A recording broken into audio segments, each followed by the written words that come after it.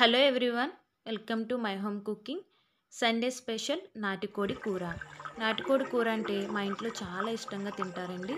మేము అన్నంలోకి కానీ, రాగి సంగటిలోకి కానీ, గారెల్లోకి కానీ ఈ నాటుకోడి కూరని చేసుకుంటాము. మీలో ఎంతమందికి ఈ నాటుకోడి కూర అంటే ఇష్టమో కూడా నాతో షేర్ చేసుకోండి. మా గోదావరి జిల్లాలో ఈ నాటుకోడి కూర చాలా ఇష్టంగా తింటారు అండి. మీరు కూడా ఒకసారి ట్రై చేయండి. ఈ కర్రీని మా ఇంట్లో మేము ఎలా చేసుకుంటాము అనేది నేను మీకు చూపిస్తాను. ముందుగా ప్యాన్ పెట్టుకుని కొద్దిగా ఆయిల్ వేసుకుని పచ్చిమిర్చి ఆనియన్స్ వేయించుకుని మగ్గించుకోవాలి. ఇలా మగ్గిన తర్వాత 2 టేబుల్ స్పూన్స్ అల్లం వెల్లుల్లి పేస్ట్ కూడా వేసుకుని ఒకసారి కలుపుకుని మరొక 5 నిమిషాల పాటు మగ్గించుకోవాలి.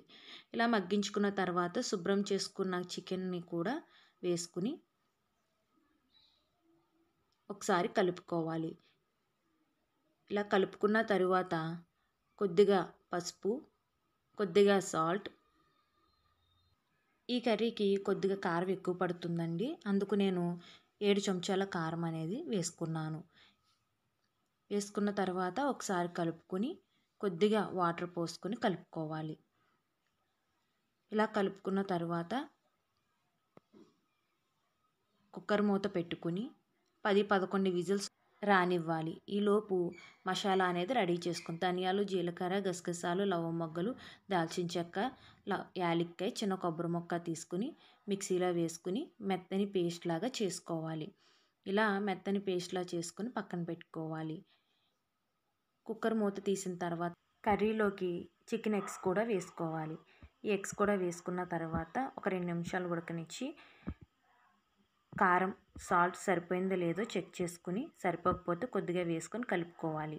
ఇలా కలుపుకున్న తర్వాత చికెన్ ముక్క ఉడికిందా లేదా కూడా చెక్ చేసుకోవాలి. చెక్ చేసుకుని మరొక 5 నిమిషాల పాటు ఉడికించుకోవాలి. ఎగ్స్ చూడండి ఎలా ఉడికిపోయాయో. ఇలా ఉడికిన తర్వాత మసాలా కూడా వేసుకుని ఒక 2 నిమిషాల పాటు ఉడికించుకుని పైన కొత్తిమీర కానీ కరివేపాకు కానీ వేసుకుని గార్నిష్ చేసుకుంటే నాటుకోడి కూర అనేది రెడీ అవుతుంది.